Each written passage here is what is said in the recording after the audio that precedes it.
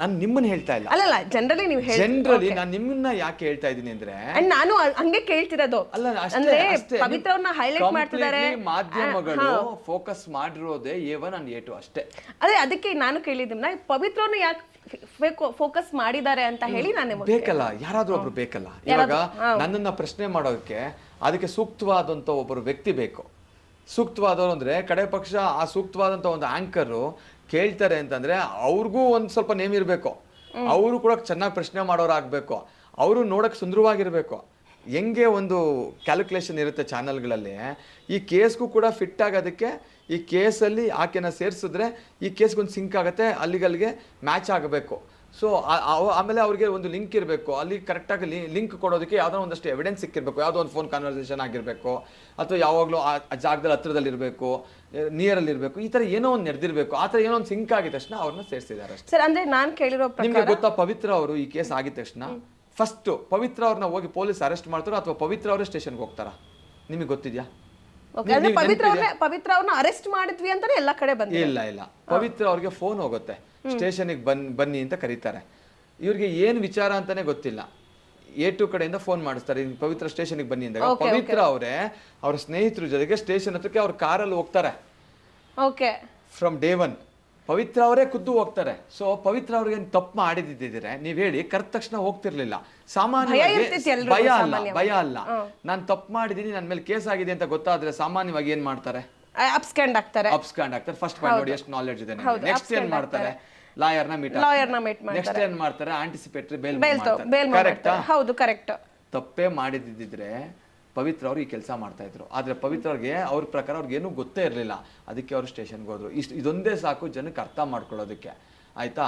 ಇದು ಪ್ರತಿಯೊಬ್ಬರಿಗೂ ಗೊತ್ತಿದೆ, ಪವಿತ್ರ ಅವರು ಇದನ್ನ ತಪ್ಪು ಮಾಡಿಲ್ಲ ಅನ್ನೋದು. ನಾವೇನ್ ಮಾಡೋದು, ಮಾಧ್ಯಮಗಳ ಮುಂದೆ ಬಂದು ಬಾಯಿ ಬಡ್ಕೊತಾ ಇದ್ದೀನಿ ಅಷ್ಟೇ. ಬಟ್ ಖಂಡಿತ ಇದನ್ನೇ ಕೋರ್ಟಲ್ಲಿ ಕೂಡ ಇವಾಗ ಟೆಕ್ನಿಕಲಿ ಆ್ಯಂಡ್ ಲೀಗಲಿ ನಾನು ಕೆಲವೊಂದು ಮಾಧ್ಯಮಗಳ ಮುಂದೆ ಹೇಳ್ತಾ ಇಲ್ಲ ಅಷ್ಟೇ. ಯಾಕಂದ್ರೆ ಎಲ್ಲ ಹೇಳ್ಬಿಟ್ರೆ ಪೊಲೀಸ್ನವ್ರು ಅಲರ್ಟ್ ಆಗ್ಬಿಡ್ತಾರೆ.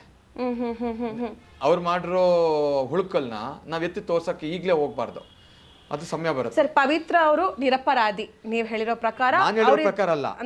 ನಿರಪರಾಧಿ. ಓಕೆನಾ? ಅವ್ರು ಇದ್ರಲ್ಲಿ ಇನ್ವಾಲ್ವ್ ಇಲ್ಲ ಅಲ್ವಾ? ಇವಾಗ ಬೇಲ್ ಕೊಟ್ಟಿದ್ರು, ಇವಾಗ ಸುಪ್ರೀಂ ಕೋರ್ಟ್ ಅಲ್ಲಿ ಬೇಲ್ ಕ್ಯಾನ್ಸಲ್ ಆಯ್ತು.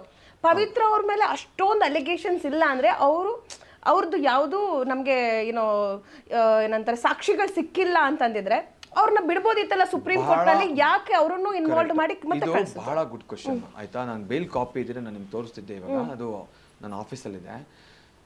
ಈ ಬೇಲ್ ಕಾಪಿ ಏನ್ ಕ್ಯಾನ್ಸಲ್ ಆಯ್ತಲ್ಲ, ಅಲ್ಲಿ ಮುಖ್ಯವಾಗಿ ಯಾಕೆ ಕ್ಯಾನ್ಸಲ್ ಆಯ್ತು ಅಂದ್ರೆ ಒನ್ ಇಸ್ ಟೆಕ್ನಿಕಲ್ ಗ್ರೌಂಡ್ ಮೇಲೆ ಹೈಕೋರ್ಟ್ ಬೇಲ್ ಕೊಟ್ಟಿದ್ದಾರೆ. ಅದು ಇಂಥ ಒಂದು ದೊಡ್ಡ ಪ್ರಕರಣಗಳಲ್ಲಿ, ಈ ರೀತಿಯ ಪ್ರಕರಣಗಳಲ್ಲಿ ಸೊಸೈಟಿಗೆ ಅಟ್ ಲಾರ್ಜ್ ರಾಂಗ್ ಮೆಸೇಜ್ ಹೋಗ್ಬಾರ್ದು ಅನ್ನೋದು ಒಂದು. ಟೆಕ್ನಿಕಲ್ ಗ್ರೌಂಡ್ ಮೇಲೆ ಇಷ್ಟು ಈಸಿಯಾಗಿ ಇದನ್ನ ಕನ್ಸಿಡರ್ ಮಾಡಬಾರ್ದಾಗಿತ್ತು ಅನ್ನೋದು. ಆಮೇಲೆ ಇದನ್ನ ಒಂದು ರೀತಿ ಆಲ್ರೆಡಿ ಜಡ್ಜ್ಮೆಂಟೇ ಮಾಡ್ಬಿಟ್ಟಿದ್ದಾರೆ ಅನ್ನೋ ತರ ಒಂದು ಬೇಲ್ ಆರ್ಡರ್ ಇದೆ. ಸೊ ಈ ರೀತಿ ಮಾಡಬಾರ್ದು ಅಂತ ಸುಪ್ರೀಂ ಕೋರ್ಟ್ ಇನ್ ಡಿಫ್ರೆಂಟ್ ಶೇಡಲ್ಲಿ ಥಿಂಕ್ ಮಾಡುತ್ತೆ. ಅದ್ ಜೊತೆಗೆ ಆರ್ಗ್ಯುಮೆಂಟ್ ತಾವು ಗಮನಿಸಿರ್ತೀರಾ? ಹೌದು. ಆರ್ಗ್ಯುಮೆಂಟ್ ಮಾಡಬೇಕಾದ್ರೆ ಕಂಪ್ಲೀಟ್ಲಿ ಪ್ರಾಸಿಕ್ಯೂಷನ್ ಆರ್ಗ್ಯುಮೆಂಟ್ ಆದ್ಮೇಲೆ ಕಂಪ್ಲೀಟ್ಲಿ A2 ಆರ್ಗ್ಯುಮೆಂಟ್ ಮಾಡಿದ್ರು. ಬೇರೆ ಇನ್ಯಾರಿಗಾದ್ರೂ ಆರ್ಗ್ಯುಮೆಂಟ್ ಮಾಡೋದಕ್ಕೆ ಅಲ್ಲಿ ಆಪರ್ಚುನಿಟಿ ಕೊಟ್ರ? ನೋಡಿದ್ದೀರಾ ನೀವು? ಎಲ್ಲರೂ ನೋಡಿರ್ತಾರೆ. ಅಂಡ್ ಅದು ಇದ್ರ ಜಡ್ಜ್ಮೆಂಟ್ ಅಲ್ಲೂ ಕೂಡ ಮೇನ್ಲಿ ಮೆನ್ಷನ್ ಮಾಡಿರೋ ಕೆಲವೊಂದು ಹೈಲೈಟ್ ಪಾಯಿಂಟ್ಸ್ ದರ್ಶನ್ ಅವರು ಚೆನ್ನಾಗಿ ಓದಿದ್ದೀರಾ ನೋಡಿ ನೀವು. ಕರೆಕ್ಟ್. ಈಗ ನಾನು ಯಾಕೆ ಹೇಳಿ, ನೀವೇ ಹೇಳ್ತಾ ಇದ್ದೀರಾ. ಕಂಪ್ಲೀಟ್ಲಿ ಬೇಲ್ ಕ್ಯಾನ್ಸಲೇಷನ್ ಅಲ್ಲಿ ಕಂಪ್ಲೀಟ್ಲಿ ಫೋಕಸ್ ಮಾಡಿರ್ತಕ್ಕಂಥದ್ದು A2 ಮಾತ್ರ ಫೋಕಸ್ ಮಾಡ್ತಾರೆ. A1 ಕೊಟ್ಟಿರ್ತಕ್ಕಂಥ ರಿಟರ್ನ್ ಸಬ್ಮಿಷನ್ಸ್ ಬಗ್ಗೆ ಆಗ್ಬೋದು, ಬೇರೆ ಅಕ್ಯೂಸ್ಗಳು ಕೊಟ್ಟಿರ್ತಕ್ಕಂಥ ರಿಟರ್ನ್ ಸಬ್ಮಿಷನ್ ಅಷ್ಟ ಕನ್ಸಿಡರೇ ಮಾಡಿಲ್ಲ. ಹಾಗಂತ ಅಂದ್ಬಿಟ್ಟು ನಾವು ಅದು ರೈಟು ರಾಂಗ್ ಅಂತ ನಾವು ಕೋರ್ಟಲ್ಲಿ ತೀರ್ಮಾನ ಮಾಡೋದ್ರ ಬಗ್ಗೆ ನಾವು ಕೆಲವೊಂದು ಅದ್ರ ಬಗ್ಗೆ ಜಾಸ್ತಿ ಒತ್ತು ಕೊಡೋ ಅವಶ್ಯಕತೆ ಇಲ್ಲ. ಬಟ್ ಆದರೆ ಖಂಡಿತವಾಗಿಯೂ ನಮಗೆ ಸರಿಯಾದ ಒಂದು ರೀತಿಯಲ್ಲಿ ನಮಗೆ ಒಂದು ಸಿಕ್ಲಿಲ್ಲ ನ್ಯಾಯ ಅನ್ನೋ ಒಂದು ಇದ್ರ ಮೇಲೆ ನಮ್ಗೆ ಖಂಡಿತ ಇದೆ. ಆಮೇಲೆ ಇನ್ನೊಂದು, ಕೊನೆಯಲ್ಲಿ ಆ ಬೇಲ್ ಕ್ಯಾನ್ಸಲ್ ಮಾಡಿದಾಗ ಒಂದು ಲೈನ್ ಬರೆದಿದ್ದಾರೆ, ಇದು ಓನ್ಲಿ ಬೇಲ್ ಕ್ಯಾನ್ಸಲ್ ಮಾಡಿರೋದು ಬರೀ ಬೇಲ್ ವಿಚಾರಕ್ಕೆ ಸಂಬಂಧಪಟ್ಟಂಗೆ ಮಾತ್ರ. ಇವರು ತಪ್ಪು ಮಾಡಿದಾರೋ ಇಲ್ವೋ ಅನ್ನೋದು ಟ್ರಯಲ್ ನಡಿಬೇಕು. ಟ್ರಯಲ್ ಅಲ್ಲಿ ಆ ಸಾಕ್ಷ್ಯಾಧಾರಗಳನ್ನ ಒಂದು ಪರಿಶೀಲನೆ ಮಾಡಿ ಅದರಲ್ಲಿ ಡಿಸೈಡ್ ಆಗಬೇಕು. ನಾನ್ ಡಿಸೈಡ್ ಮಾಡಿರೋದು ಓನ್ಲಿ ಬೇಯ್ಲು. ಇದನ್ನ ನೀವು ಯಾವ ಕಾರಣಕ್ಕೂ ಟ್ರಯಲ್ಗೆ ಇಂಪ್ಯಾಕ್ಟ್ ಆಗಬಾರ್ದು ಆನ್ ಮೆರಿಟ್ ಮೇಲೆ ಅನ್ನೋ ತರ ಒಂದು ಲೈನೇ ಬರ್ದಿರ್ತಾರೆ. ಟ್ರಯಲ್ಲೇ ಇರ್ಲಿ, ಬಟ್ ಇಲ್ಲಿ ಹೆಣ್ಮಕ್ಳಿಗೆ ಅನ್ಯಾಯ ಆಗ್ತಿದೆ ಅಲ್ಲ ಸರ್? ಅಂದ್ರೆ ಖಂಡಿತ ಆಗ್ತಾ ಇದೆ ನೋಡಿ, ಖಂಡಿತ ಆಗಿದೆ. She is single. ಕಾನೂನೇ ಅವ್ರಿಗೆ ಪರ್ಮಿಟ್ ಮಾಡುತ್ತೆ. ಲೇಡಿ ಇದ್ರೆ ಅಥವಾ ಅವ್ರಿಗೆ ಹೆಲ್ತ್ ಕಂಡೀಷನ್ ಸರಿ ಇಲ್ಲ ಅಂದ್ರೆ ಸೀನಿಯರ್ ಸಿಟಿಸನ್ಸ್ಗಳಿಗೆ ಈ ತರ ಇದ್ರೆ ಕಾನೂನಲ್ಲಿ ಕೆಲವೊಂದು ಅದಕ್ಕೊಂದು ಆಪ್ಷನ್ ಇದೆ. ಅವರು ಅಪೀಲ್ ಮಾಡಿದ್ದಾರೆ. ನನಗೂ ಒಂದು 10ನೇ ಕ್ಲಾಸ್ ಓದ್ತಿರುವಂತ ಮಗಳಿದ್ದಾಳೆ. ಅಲ್ಲ, ಕೋರ್ಟ್ ಅದನ್ನ ಆ ಪಾಯಿಂಟ್ಸ್ ಎಲ್ಲ ಕನ್ಸಿಡರ್ ಮಾಡಿಲ್ಲ. ಅದು ಅದ್ರ ಬಗ್ಗೆ ಇವಾಗ ನಾವು ಕೂಡ ಯೋಚನೆ ಮಾಡ್ತಾ ಇದೀವಿ. ಜೊತೆಗೆ ಅವ್ರ ಹತ್ರನೂ ಡಿಸ್ಕಷನ್ ಮಾಡಿದೀವಿ. ಇದು ಈ ಪಾಯಿಂಟ್ಸ್ಗಳು ಸುಮಾರು ಹಲವಾರು ಪಾಯಿಂಟ್ಸ್ಗಳಿದೆ. ಇದ್ರ ಮೇಲೆ ಇಟ್ಕೊಂಡು ನಾವೇನಾದ್ರೂ ಒಂದು ರಿವ್ಯೂ ಹಾಕ್ಬೋದಾ, ಇದ್ರ ಬಗ್ಗೆ ನಾವೇನಾದ್ರೂ ಕ್ವಶನ್ ಮಾಡ್ಬೋದಾ, ಒಂದು ಪ್ರಯತ್ನ ಪಡ್ಬೋದಾ ಅನ್ನೋದ್ರ ಬಗ್ಗೆ ಆಲೋಚನೆ ಮಾಡ್ತಾ ಇದೀವಿ. ಲೆಟ್ಸ್ ಸಿ ಅದ್ರ ಬಗ್ಗೆ.